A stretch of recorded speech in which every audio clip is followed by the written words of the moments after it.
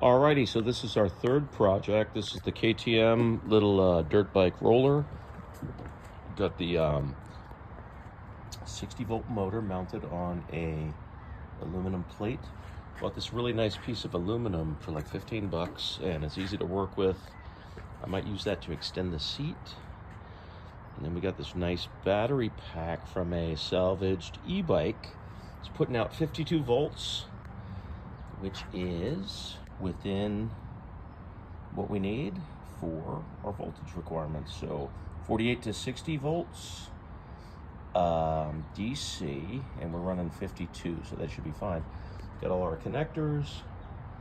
I was gonna use this big clunky battery, but I think I'm gonna go with this nice streamlined.